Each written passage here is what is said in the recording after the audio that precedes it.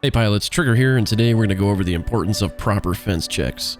You may have heard the term fence in before, and you flipped a few switches, but did you know it's actually an acronym for a checklist of items? Let's go ahead and talk about it.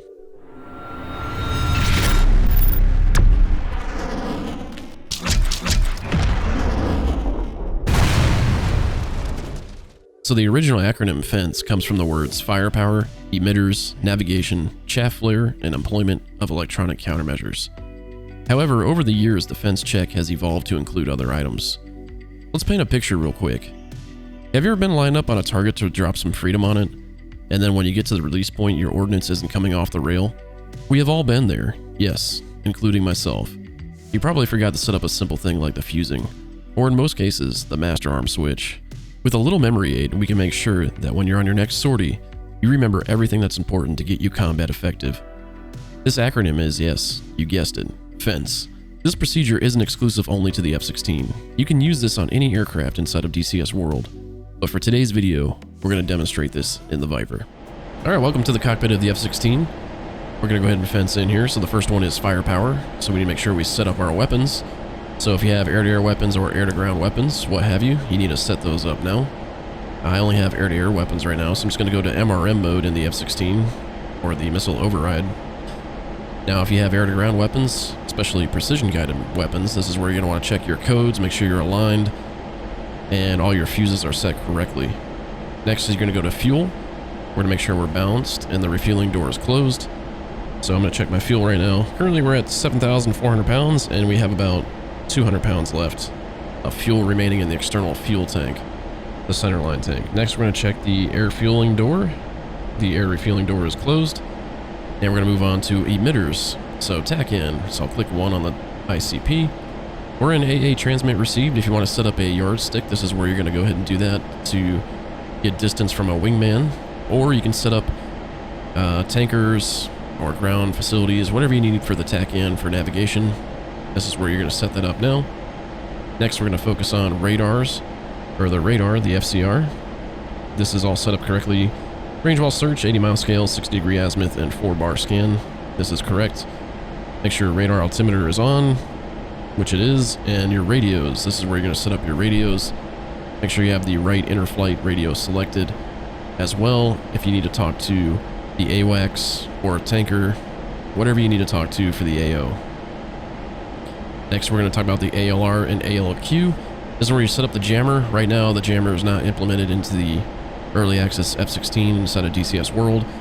Next is the RWR. We want to make sure the RWR is on. And you can see right here, threat warning. The power is on, and it is activated right now. Next is IFF. I'm going to verify that the master is on normal for the IFF master. And it says all down here on the bottom left of the FCR, so we can get all the data link contacts.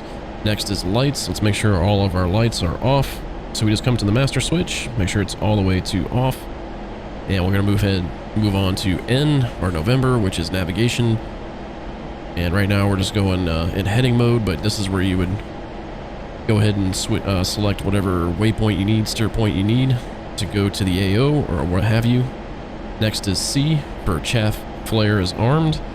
If you come down here, chaff and flare is armed, mode is in manual, and we're on program 1, which is my BVR program at the moment. Next is E for employment of ECM. This would be if you want to use the jammer, but right now, as I said, the jammer is not implemented inside of DCS world. It would be right here. There would be a little green light right here for ECM if that was on. Next is employ, which is the master arm. One of the most important ones is the master arm. So make sure your master arm is in master arm.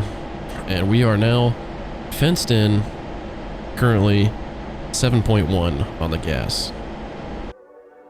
So remember, the fence in checks are firepower, fuel, emitters, which is broken down into trail, which is a subcategory. And that's TACAN, radar, ALR, ALQ, IFF, lights, navigation, chaff flare, and employment of ECM and employment master arm. So that is the fence check right there. So what you want to do is make sure you check all the boxes.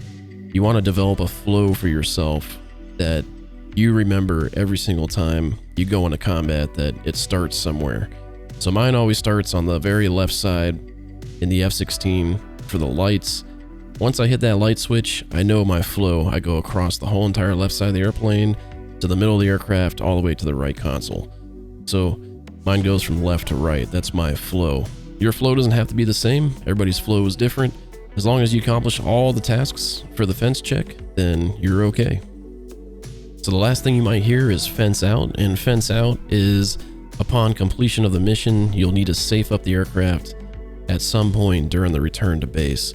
And basically you'll run the fence check again to set all the switches properly.